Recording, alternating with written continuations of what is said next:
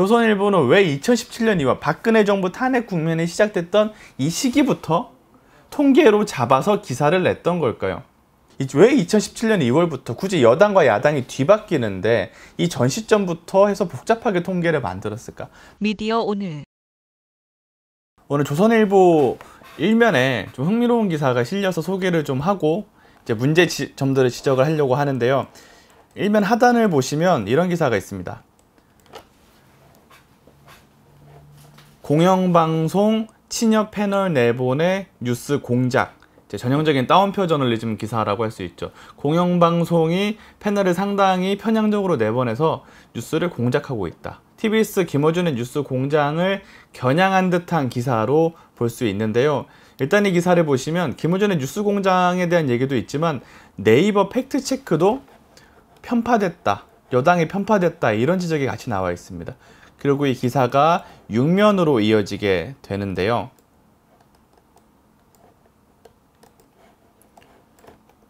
육면을 보시면 김어준 뉴스공장 출연 진보 341회 보수 75회 이렇게 분류가 되어 있습니다. 그러면서 뒤에는 또 이런 지적이 나와 있습니다. 포털 사이트 네이버의 팩트체크 코너도 편파적이라는 비판이 나왔다.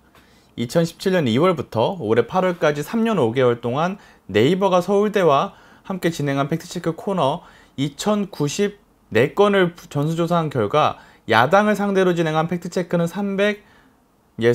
367건이었지만 민주당은 114건밖에 안 됐다면서, 그러니까 한마디로 왜 민주당을 대상으로 팩트체크 한 거는 100건 정도밖에 안 되고 야당 대상으로는 300건 넘게 했냐, 총 3배 격차가 벌어졌냐, 이런 지적을 하고 있는 기사입니다. 왜 이런 기사가 오늘 나왔는지부터 생각을 좀 할 필요가 있다고 생각을 하는데요. 오늘의 사실 이제 코로나가 바꾼 국감 풍경이라고 해서 국감에 대한 기사가 같이 나와 있죠. 오늘 10월 8일은 방송통신위원회 국정감사 날입니다. 방송통신위원회는 이제 TBS를 포함한 지상파 방송사 그리고 인터넷 포털 등 방송과 통신을 규제하는 기구죠. 그러니까 이날 기사를 내므로 인해서 포털과 TBS를 굉장히 공격하는 보도가 나와 있고, 보면 조선일보가 직접 취재한 내용이 아니라 국민의힘 의원들이 조사한 내용을 그대로 검증하지 않고 일단 전달을 한 것으로 보이는 그런 표현들이 나와 있는 기사로 볼 수 있습니다. 그래서 국민의힘과 조선일보가 좀 힘을 합쳐서 이제 네이버와 TBS를 이제 속칭 조진다라는 표현을 쓰는데, 조지는 기사 이렇게 할 수 있는데요. 사실 이 기사가 나온 맥락을 보면 좀 하나 더 생각할 필요가 있는 게요. 최근에 TBS와 조선일보가 소송을 벌인 적이 있습니다. 그리고 결과가 나왔죠. 미디어 오늘에서 다루기도 했었는데, TBS의 정치방송 기고실은 조선일보 정정보도 판결이 나왔습니다. 그러니까 지난해 조선일보에 서울시민 세금으로 운영되는 TBS의 정치방송이라는 기고글이 있었는데, 이 내용을 보면 실제 사실이 아닌 내용이 좀 섞여 있어서 좀 지적을 받았습니다. 이 기고를 하신 분이 쓴 표현은 국회의원이나 정당인이 내가 재직하던 기간 동안 출연한 적이 없는데 왜 갑자기 이 방송이 이 TBS 전 관계자가 퇴직한 다음에 정치방송으로 변화했다라고 하는데, 근데 이 내용들은 사실이 아니었던 거죠. 그러면서 이제 법원이 조선일보 보도가 기고글이라 하더라도 사실과 다르기 때문에 정정 보도를 해야 한다는 그런 판결을 내렸고, 아마도 조선일보가 항소를 하겠죠. 소송전이 이어지고 있는 상황인데, TBS와 조선일보가 서로 이렇게 비판하면서 소송전의 당사자인 상황에서 조선일보는 그 많은 방송사 그리고 포털도 포함해서 이 많은 비판 대상 중에서 TBS를 골라서 1면에 뉴스 공작, 그리고 6면에는 김어준 뉴스공장 출연 이렇게 하면서 김어준을 정면적으로 비판하는 그런 기사라고 할 수 있습니다. 그리고 사실 오늘 본격적으로 따로 꼭 집어서 말씀을 드리고 싶었던 게 바로 팩트체크에 대한 비판인데요. 사실 제가 기자가 아니라면 이게 정확히 어떤 서비스인지 잘 이해가 못했을 것 같아요. 근데 제가 네이버를 출입하고 팩트체크 분야를 취재하다 보니까 이 서비스를 좀 알게 돼서 이 조선일보 기사에 담기지 않은 맥락들과 좀 왜곡된 포인트들을 짚어볼 필요가 있다고 생각이 들었는데요.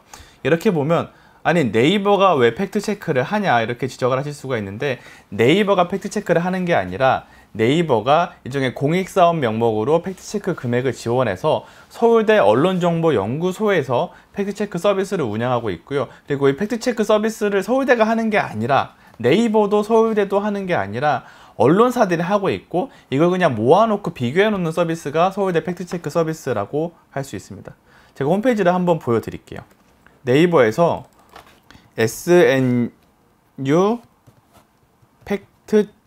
팩트체크라고 검색을 하시면 사이트가 뜹니다. 지금 제가 들어온 곳이 지금 조선일보가 네이버 팩트체크라고 주장하는 서울대 팩트체크 센터 사이트 화면입니다. 이 사이트 화면을 내려보면 참여사들을 확인할 수가 있는데 제가 하나씩 읽어드리겠습니다. SBS, 머니투데이,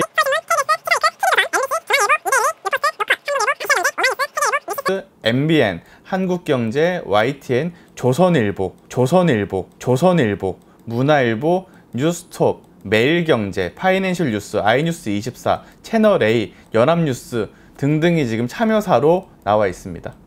한국경제, MBN, 채널A 뿐만 아니라 지금 조선일보가 이 서비스에 참여사로 돼 있거든요. 그러니까 이 기사를 쓴 조선일보 기자는 자기 회사가 지금 자기가 비판하는 네이버 팩트체크에 참여하고 있는 회사라는 사실을 과연 알고 있는지는 모르겠지만 조선일보와 TV조선 역시 이 서울대 팩트체크 센터에 참여하고 있는 회사입니다. 다만 제가 기사들을 보니까 조선일보가 이 관련한 팩트체크들을 좀 많이 하지는 않더라고요. 그러면 조선일보가 보기에 이게 편향적이면 자신들이 더 많은 팩트체크를 하면 그만큼 더 많은 양의 기사가 올라올 수 있는 구조인데도 불구하고 그런 것도 하지 않은 문제가 있고요. 첫 번째는 조선일보가 참여하고 있고 보수 언론사들이 다수 참여하고 있음에도 편향적이다라고 지적을 하는 게 문제라면 두 번째는 기간에 대한 꼼수가 있습니다. 조선일보 기사를 다시 한번 보겠습니다. 이 기사를 보면 2017년 2월부터 올해 8월까지 3년 5개월 동안 한 코너를 전수 분석했다고 했는데요. 2017년 2월부터 올해 8월까지 3년 5개월이죠. 보통 이제 여당과 야당의 편파성을 비교하려면 한 정부 내에서 이루어지는 기간을 통계로 잡는 게 상식적이고 일반적인데 조선일보는 왜 2017년 2월 박근혜 정부 탄핵 국면이 시작됐던 이 시기부터 통계로 잡아서 기사를 냈던 걸까요? 사실 이와 관련해서 제가 직접 데이터를 받아서 보진 못했지만 충분히 반박할 수 있는 자료들을 찾아볼 수가 있습니다. 지금 제가 보여드리는 기사가 2017년 5월에 제가 실제로 썼던 기사인데요. 지난 대선 기간 동안 서울대 팩트체크 센터가 이제 언론사들이 팩트체크한 결과들을 합쳐보니까 어떤 결과가 나왔는지 발표한 적이 있습니다. 보시면 후보별로 팩트체크를 했더니 여기 참여했던 언론사들 절대 한겨레, 경향, 오마이 이런 언론사만 있는 게 아니라 MBN, 조선일보, 한국경제 이런 언론사들도 같이 팩트체크를 한 결과를 합쳐보니 홍준표 후보에 대한 거짓말이 압도적으로 높게 나타났습니다. 그래서 지금 빨간색으로 보이는 게 거짓말이고요. 조금 더 진한 갈색으로 보이는 게 대체로 거짓말이고 주황색이 사실 반, 거짓 반입니다. 그러니까 붉은 계열 그래프만 보시면 되는데 홍준표 후보가 거짓말을 가장 많이 했고요. 이어서 문재인, 안철수, 유승민, 심상정 후보 순으로 나타났습니다. 그러니까 제 추측이긴 합니다만 2017년 2월부터 데이터를 넣어서 굳이 여당, 야당도 반대로 돼 있는데 이 데이터를 넣어서 분석을 하면서 지난 대선 때 홍준표 후보가 가장 많은 거짓말을 했다는 통계가 섞이기 때문에 결국은 이제 홍준표에 대한 비판이 많고 야당이 더 비판적이다라는 결과를 도출하기에 유리한 기간으로 잡았던 거죠. 통계라는 게 기간을 어떻게 잡느냐에 따라서 충분히 결과를 뒤바꿀 수 있는 거기 때문에 그 점이 일단 의심스럽고 세 번째 함정은 여당과 야당의 함정입니다. 다시 기사를 보시면 야당을 상대로 진행한 팩트체크가 367건이었고요. 민주당은 114건밖에 안 된다고 합니다. 이 말만 들으면 아니 왜 조선일보 독자들이 보기에는 아니 왜 이렇게 민주당한테만 봐주고 야당한테만 많이 좀 비판을 하느냐고 볼 수가 있는데 이게 여당과 야당이라는 말이 착시 현상을 주는 게 있죠. 지금 대한민국 정치권은 다당제로 구성이 됐던 지난 국회가 포함이 돼 있는 상황의 통계라는 점을 유념해야 할 것 같습니다. 그래서 여당은 민주당 한 곳뿐이지만 야당은 다양한 당이 있는 거죠. 그리고 아까 보여드렸던 대선 데이터만 다시 보더라도 홍준표 후보와 안철수 후보, 유승민, 심상정 후보가 다 야당으로 분류가 되겠죠. 그러면 문재인 후보보다 후보가 4배가 더 많으니까 당연히 데이터가 4배가 더 늘 수밖에 없겠죠. 결국 야당에 불리한 데이터를 만들 수밖에 없는 구조다라고 볼 수 있을 것 같습니다. 실제로 기사들을 제가 정치 분야의 이 실제 결과들을 좀 하나씩 보여드리면요. YTN, MBC, 이제 파이낸셜 뉴스 이런 식으로 언론사의 보도를 팩트체크를 하고 있는 경우가 있고요. 보시면 이제 파이낸셜 뉴스 같은 보수 신문들, 아시아경제, 뉴스톱, KBS 이렇게 다양한 매체들의 팩트체크가 이루어지고 있고, 이게 특정인에게 일부러 불리하게 조작을 했다, 뭐 만들었다, 편파적인 접근을 했다라고 볼 수는 없을 것 같습니다. 물론 팩트체크 그 자체도 이제 아이템을 선정하는 과정에서 일종의 이제 통계 오류나 혹은 좀 주관이 개입되는 소지가 없는 건 아니고, 그것도 저희가 비판할 대목이고 실제 비판을 했습니다만, 그래서 정리해보면 이렇습니다. 이제 서울대 팩트체크 센터가 과연 여당 편만 들고 야당 편을 안 들었는가?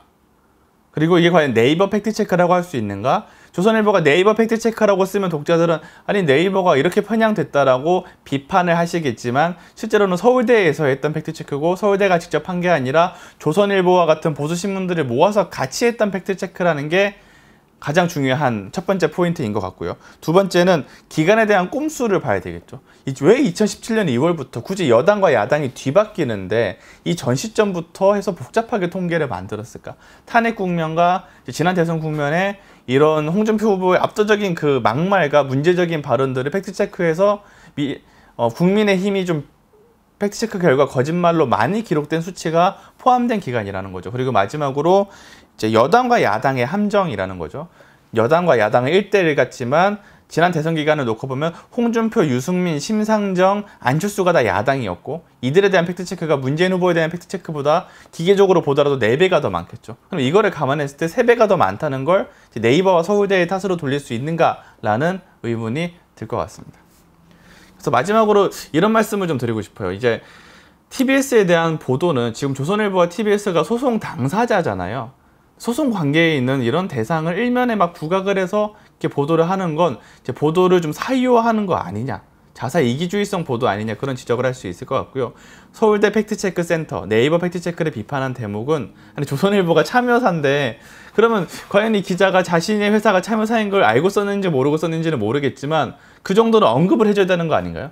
자사가 여기에 참여하고 있다는 사실 정도는 언급을 해줘야 독자들이 혼선을 느끼지 않을 거고요. 그리고 이렇게 불균형된 걸 바로잡고 싶으시면 조선일보가 팩트체크 센터에서 참여를 하면 됩니다. 지금 팩트체크 센터 구성으로 되어 있지만 팩트체크를 거의 안 하고 있거든요. 더 적극적으로 하시면서 이 균형을 잡아보시는 것도 이제 하나의 방법일 거다라는 생각이 들기도 합니다.